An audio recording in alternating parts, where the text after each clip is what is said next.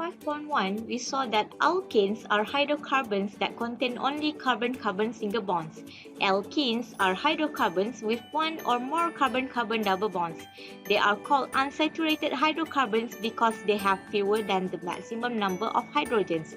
Mathematically, this can be indicated by the following general formulas: CnH2n, where the number of carbon must be equal or greater than 2. In an alkene, the double bond contains one sigma bond and one pi bond. Early chemists found that an oily substance was formed when ethene, CH2CH2, the smallest alkene, reacted with chlorine. From this observation, alkenes were originally called olefins, which means oil forming. We have seen that the IUPAC system uses a suffix to denote certain functional groups. The carbon-carbon double bond is the functional group of an alkene, denoted by the suffix "-ine". There are several steps we must follow to name the alkenes. Step 1. Find the parent name. To determine the parent name, find the longest carbon chain that contains both carbon atoms of the double bond. For example, 2-carbon alkene is called an ethene, while 3-carbon alkene is called propene. Most alkenes names need a number to indicate the position of the double bond except for the ethene and propene because there is no ambiguity. The position of double bond is the same from left or right. Step 2. Number the main chain by give the double bond the lowest possible number. For example, for this molecule, if we number the carbon from left to right, the position of the carbon-carbon double bond is between carbon number 3 and carbon number 4.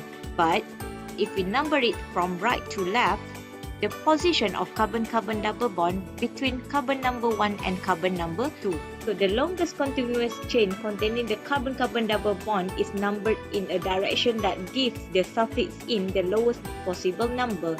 For example, 1-butene signifies that the double bond is between the first and second carbon of butene. For the second molecule, 2-pentene signifies that the double bond is between the second and third carbons of pentene.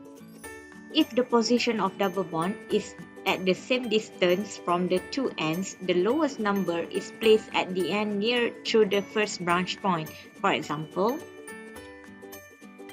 1, 2, 3, 4, 5, 6.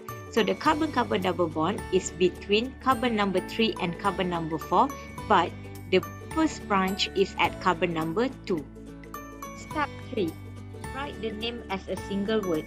The longest continuous chain, which is the parent name, is named using the first number assigned to the double bond. The name of a substituent is cited before the parent name together with a number to designate the carbon to which the substituent is attached. For the first example, the substituent is methyl, located at the second carbon, so the substituent is become 2-methyl. The longest continuous chain is 6 carbon and the double bond is placed between the third and fourth carbon, so the parent name is 3-hexene. As a single word, 2-methyl-3-hexene. If the compound has more than one substituent, the substituents are cited in alphabetically order.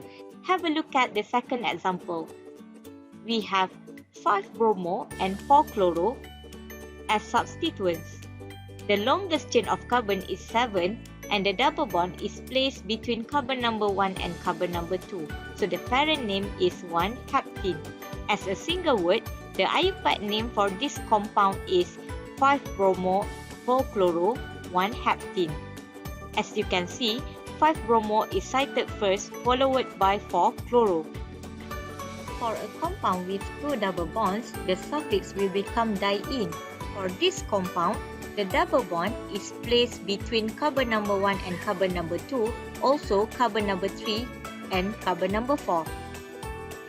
The longest chain of carbon is 4 carbon, so the IUPAC name for this compound is 1,3-butadiene. For this compound, the double bond is placed between carbon number 1 and carbon number 2, also carbon number 4 and carbon number 5. The longest chain of carbon is 5, so the IUPAC name is 1,4-pentadiene. For cycloalkenes, a number is not needed to denote the position of the double bond because the ring is always numbered so that the double bond is between carbons 1 and 2. To assign number to any substituent, count around the ring in the direction clockwise or anti-clockwise that puts the lowest numbers into the name. For example, we have 1-methyl as a substituent, so we are going to put the numbers clockwise into the ring so that the position of double bond is between carbon number 1 and carbon number 2. So our substituent, the lowest number is 1-methyl. The parent is cyclohexene. As a single word, 1-methyl cyclohexene. Let's have a look at the second example.